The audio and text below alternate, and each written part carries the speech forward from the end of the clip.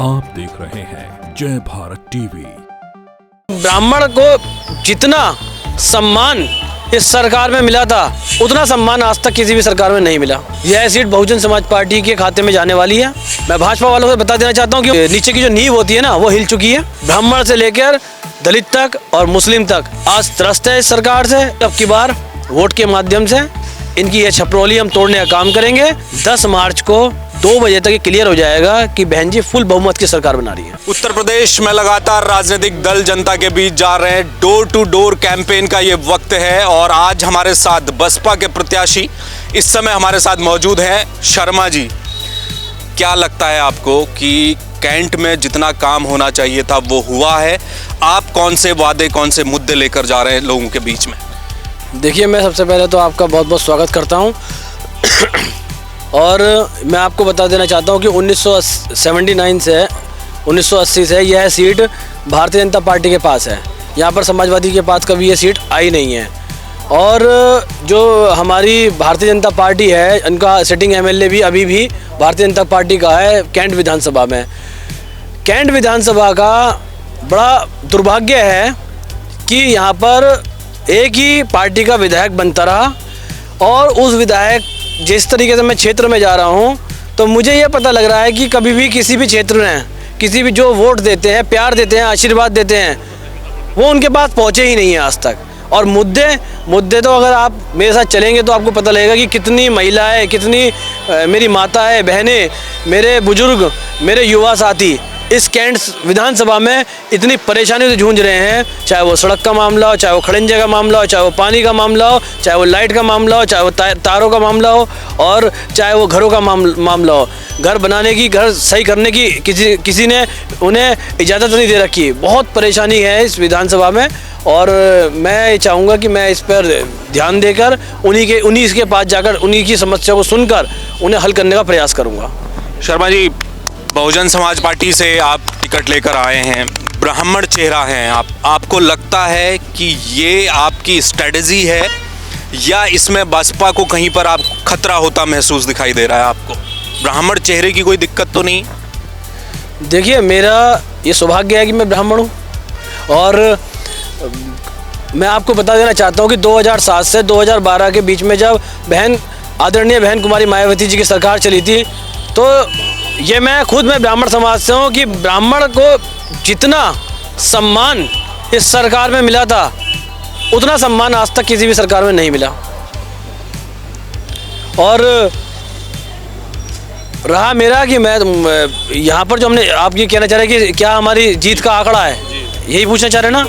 देखिए, मैं आपको बता देना चाहता हूँ यह सीट बहुजन समाज पार्टी के खाते में जाने वाली है और निश्चित मैं इस सीट को यहाँ से विजयी होऊंगा क्योंकि मेरे पास मैं एक आम आदमी हूँ, एक आम कार्यकर्ता हूँ पार्टी का। जो परेशानियाँ प्रत्येक व्यक्ति को, जो आम आदमी को होती हैं, वो मुझे दिख रही हैं। यहाँ का जो राजा वाली जो लाइन है वो यहाँ समाप्त हो जाएगी। अब की बार एक नॉर्मल, एक साधारण आदमी को मुद्दे की लड़ाई में, युवाओं के सोच के लिए, माता बहनों के सम्मान के लिए, एजुकेशन के लिए, हॉस्पिटल के लिए और इस विधानसभा को बहुत सुंदर गुलदस्ते की तरह खिलाने के लिए मैं पूरा प्रयास करूंगा। और इन्हीं मुद्दों के साथ मेरे पास जो जीत का आंकड़ा है वो बहुत ज़बरदस्त है क्योंकि मैं विधानसभा के प्रत्येक क्षेत्र में जा रहा हूं। मैं भाजपा वालों से बता देना चाहता हूं कि उनकी नीचे की जो नीचे की जो नींव होती है ना वो हिल चुकी है। ब्राह्मण से लेकर दलित तक और मुस्लिम तक प्रत्येक समाज आज त्रस्त है इस सरकार से, इसके अत्याचारों से त्रस्त है, महंगाई से त्रस्त है, व्यापार खत्म हो गए हैं। बिल्कुल अब की बार वोट के माध्यम से इनकी यह छपरौली हम तोड़ने का काम करेंगे और ये बात मैं निश्चित आपके माध्यम से कहना चाहता हूँ कि यह सीट बहुजन समाज पार्टी की, गरीबों की और युवाओं की और व्यापारियों की है, उन्हीं के पास ही जा रही है। शर्मा जी, एक चीज, बीजेपी और समाजवादी पार्टी, इस समय समाजवादी पार्टी गठबंधन भी ये कह रहा है कि हमारी सीधी टक्कर भाजपा से है। भाजपा कह रही है कि हमारी टक्कर अखिलेश यादव से है। अगड़ा बनाम पिछड़ा हो रहा है, 80 बनाम 20 हो रहा है, कोई इधर शेयर ढूंढ रहा है, कोई उधर शेयर ढूंढ रहा है और बहन मायावती जी कमरे में बंद हैं। वो ट्विटर पर चुनाव लड़ रही हैं। आपको लगता है कि ये शांति क्यों है, वो एग्रेसिवली बाहर क्यों नहीं आ रही हैं बहन जी? देखिए, मैं आपको बता देना चाहता हूँ कि आपका पहला क्वेश्चन ये है कि आदरणीय बहन कुमारी मायावती जी बाहर क्यों नहीं आ रही हैं। आपको मैं बता देना चाहता हूँ कि आपने 9 अक्टूबर वाली हमारी रैली देखी थी। मान्यवर काशीराम जी की पुण्यतिथि थी और हम लखनऊ में, अगर आपको पता हो, आपके मीडिया हमारा स्तंभ है मीडिया, और आपने देखा था उस टाइम की कितनी विशाल कोविड के टाइम में कितनी विशाल जन समूह था कि बाहर कई हजार आदमी बाहर खड़ा हुआ था और कई हजार आदमी लाइन में लगा हुआ था और अंदर भी जाने की स्थिति नहीं थी। दूसरी बात मैं आपको बता देना चाहता हूँ कि भाजपा वाले, बहुत बड़े वाले एक जादूगर हैं झूठ बोलने के। वो ये दिखाना चाह रहे हैं कि उनकी और समाजवादी पार्टी की लड़ाई हो रही है, लेकिन वो केवल गुमराह करने की स्थिति है। उन्हें पता है, उन्हें ये बात निश्चित है, उन्हें ये वाली बात पता है कि बहन जी का जो कोर वोट बैंक है वो कहीं से कहीं तक नहीं हिलेगा और उसके साथ ब्राह्मण आएगा अपने समाज को लेके, वो विधायक बनेगा। सर्व समाज बहन जी के शासन प्रशासन को देख चुका है, वो याद कर रहा है। और इसी तरीके से अगर भाजपा वाले ने बहन जी को दिखा दिया तो उनका सारा जो जुमलेबाजी वाला फंडा वो ख़त्म हो जाएगा। तो इसीलिए आज बहन जी जिस स्थिति में है, आपको ये 10 मार्च को शायद 2 बजे तक ये क्लियर हो जाएगा कि बहन जी फुल बहुमत की सरकार बना रही है। शर्मा जी, मैं दोबारा मेरठ के भीतर आना चाहता हूँ। अभी एक रीजनल रेल लाइन बन रही है। मोदी कह रहे हैं कि 2024 का जो लोकसभा चुनाव होगा उससे पहले रिबन काट दिया जाएगा उसका, और भी तमाम विकास के काम गिना रही है भाजपा। आपको क्या ये विकास होता नहीं दिखाई दे रहा है? देखिए, मैं आपसे बता देना चाहता हूँ कि विकास तो कागजों पे और बोलने से विकास नहीं होता। विकास होता है जनता के पास जाने से, उनकी बातों को सुनने के बाद पता लगेगा कि विकास है या विकास गायब है। बेरोजगारी इतनी है। दूसरा क्या है कि विकास कहते हैं अमन चैन को, शांति की नींद को, कि हम लोग एक अच्छे हाथों में हैं, हमारा व्यापार अच्छा है, हमारा कारोबार अच्छा है, महंगाई पे अंकुश है, हमारे लिए आगे बढ़ने की एजुकेशन है। बच्चों की पिटाई देख रहे हैं आप तो देख रहे हैं लखनऊ में किस तरह की लाठीचार्ज हो रहा है। आप आज के टाइम में बेरोजगारी इतनी हुई है, बच्चों की एजुकेशन ख़त्म कर रही जा रही है। आगे कोविड के पीछे कोविड ने तराई मचा दी।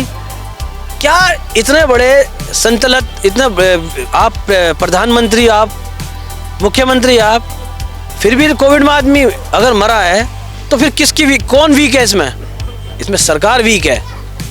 तो अगर कोई आपदा आ जाएगी तो हम सब लोग, तो जो जाम जमता है वो तो सड़क पे आ जाएगी, क्योंकि कोई डायरेक्शन ही नहीं है इनके पास। वो तो कह रहे हैं कि अयोध्या जी को चमका दिया, काशी विश्वनाथ का कॉरिडोर बना दिया, लोग जाके अयोध्या जी के दर्शन करेंगे। देखिए, मैं आपको बता देना चाहता हूँ, ये इनके मुद्दे हैं केवल डिवाइडेशन के। और अगर मैं आपको मैं आगे मैं बहुत कुछ है मैं बता सकता हूँ, लेकिन मैं इसी विधानसभा का एक छोटा सा आपको उदाहरण दे देता हूँ कि आपने देखा कि ये विधानसभा, आप भी मानते हैं कि 30 साल से इन्हीं के पास है, इनकी छपरौली है, ये सभी लोगों को पता है यहाँ के कि इन्हें कोई हरा नहीं सकता इस सीट पर।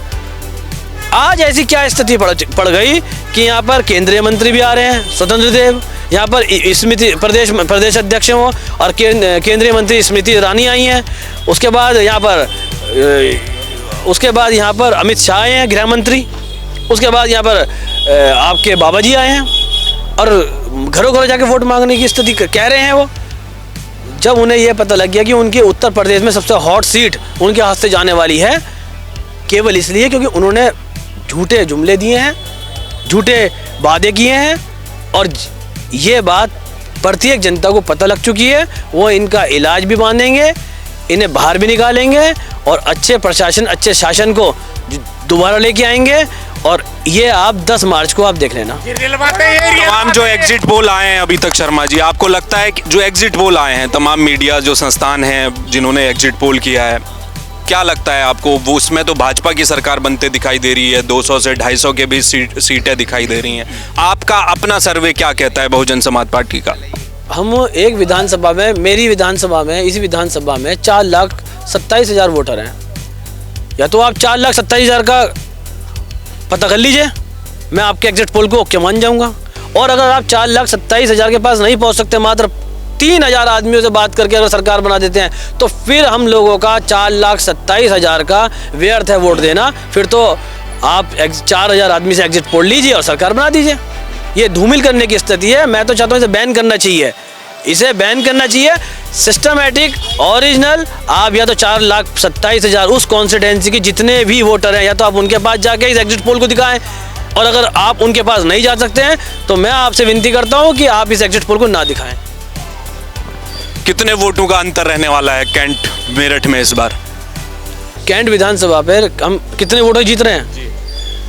देखिए, मैं बड़े बोल नहीं बोलूँगा। मैंने फिर कहा, मैं एक गरीब आम आदमी हूँ, वो एक बहुत बड़े धन्ना सेठ हैं, वो 70 साल के हैं, मैं 40 साल का हूँ। लेकिन मैं निश्चित आपको ये बता देना चाहता हूँ कि इस विधानसभा में बहुत बड़ी वोट लेकर हम विजयी होंगे। वो हमारे पास उन्हें पहुँचना मुश्किल ही नहीं, नामुमकिन हो जाएगा। तो ये थे अमित शर्मा, बहुजन समाज पार्टी के प्रत्याशी हैं मेरठ कैंट से, और उनका दावा है इस दफा न केवल कैंट मेरठ को बहुजन समाजवादी पार्टी जीतने जा रही है, बल्कि पूरे उत्तर प्रदेश में 10 मार्च के दिन जब नतीजे आएंगे, चौंकाने वाले नतीजे होंगे, उनका दावा है कि बसपा अपने बहुमत के दम पर उत्तर प्रदेश में सरकार बनाएगी। और जहां तक बात कैंट मेरठ विधानसभा की है, तो लगातार 30 सालों से भाजपा के हाथ में ये पूरा क्षेत्र है, लेकिन विकास का कोई काम हो नहीं पाया। इस दफ़ा वो जीतने वाले हैं और बहुत जल्द जो भी उनके मुद्दे हैं विधानसभा में पहुंचकर उनका निपटारा करेंगे। कैमरामैन नंजीवन भंडारी के साथ हेमभट्ट, जय भारत टीवी।